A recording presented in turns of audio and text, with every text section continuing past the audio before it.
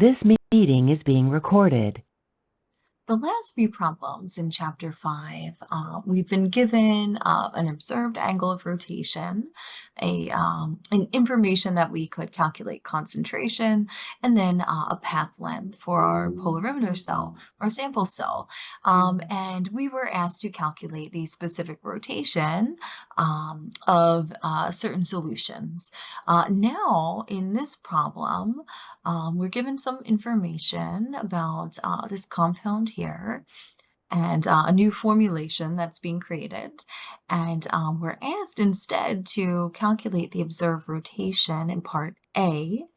And we're given another question here in part B that we can take a look at as well.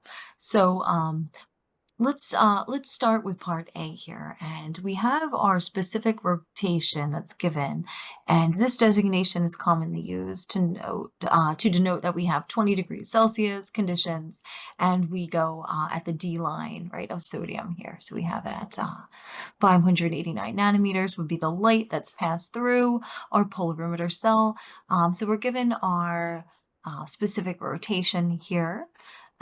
So if we were to rearrange this equation, and we want to solve now for the observed rotation that we expect when a 500 milligram tablet is dissolved in 10 milliliters of acetone. So we know that we have 500 milligrams, so that would be equal to 0.5 grams if we divided this by 1,000 to get to grams, because there's 1,000 milligrams in 1 gram. And then we have 10 milliliters, so our concentration would be by 10 milliliters. So we would then have a concentration of 0.05 grams per 1 milliliter. So this would be the value that we need to plug in. So we have our specific rotation. If we rearrange this equation, it would show us that we could multiply the specific rotation times the concentration times the path length, and that would give us our observed rotation that's expected.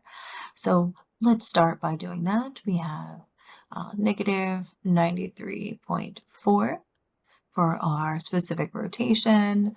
Then we have our concentration 0.05 grams per milliliter, and then we have our path length, which is 10 centimeters or 1.00 decimeters.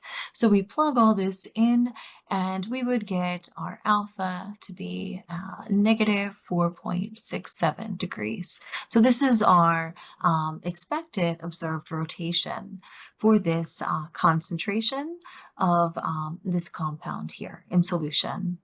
So we're told that the S enantiomer is a memory-enhancing drug called this etiracetam, but we have levetiracetam given as the as our R enantiomer, right? This is the name of the compound that we were given. And there's another terminology that we were told when we have a positive rotation that is dextrorotary, and then we have levorotary when we have a negative rotation. So this could explain if our optical rotation is positive or negative, why certain compounds are named S or R, or named these specific names for the S or R configurations.